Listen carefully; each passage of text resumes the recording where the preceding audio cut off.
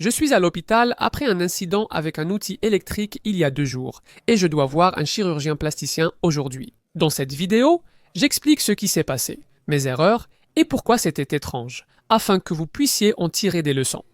Donc, j'ai passé environ 4 jours à démolir une vieille pergola et à en construire une nouvelle pour ma belle-mère récemment.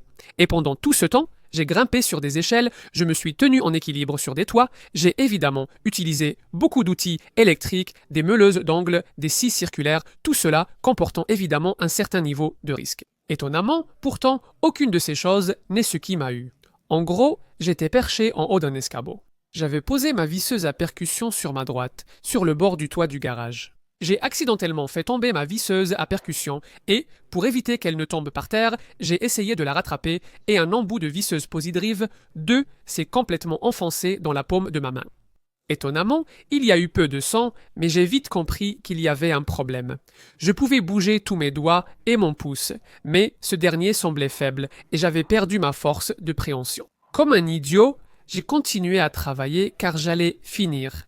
Et, étant seul, je ne voulais pas laisser pour des milliers de livres d'outils dans un jardin non sécurisé et aller aux urgences, ce que j'aurais dû faire. Et si je dis ça, c'est parce que, si jamais il vous arrive la même chose, laissez tout tomber et allez vous faire examiner, parce que c'est vraiment ce que j'aurais dû faire.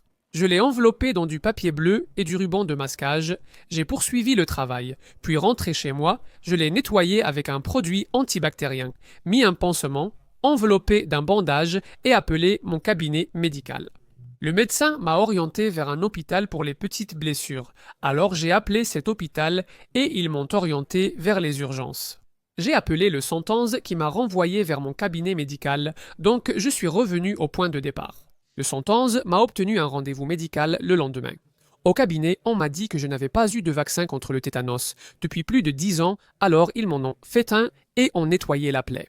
Ils m'ont aussi donné des antibiotiques. Ils ont indiqué que le risque d'infection était leur principale préoccupation, car je n'avais pas nettoyé la plaie rapidement, et qu'ils allaient prendre rendez-vous à l'hôpital avec un chirurgien plasticien pour ouvrir, nettoyer et recoudre la plaie, ce que j'attends aujourd'hui.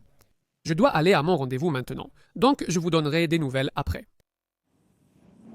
D'accord, je suis sorti. J'ai un nouveau pansement sur ma blessure et apparemment, ils ne sont pas trop inquiets à ce sujet, donc il semble que j'ai eu pas mal de chance. Ce qui m'inquiétait surtout, c'était le manque de mouvement de mon pouce, mais il s'agirait juste d'une lésion musculaire et non d'un problème de tendon ou de nerfs.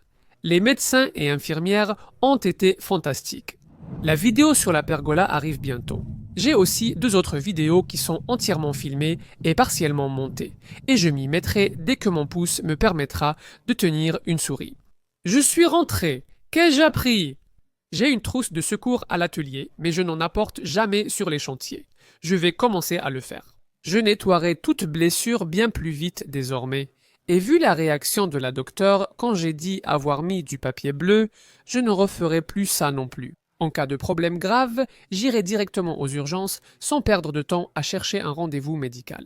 Quoi qu'il en soit, apprenez de mes erreurs et merci d'avoir regardé.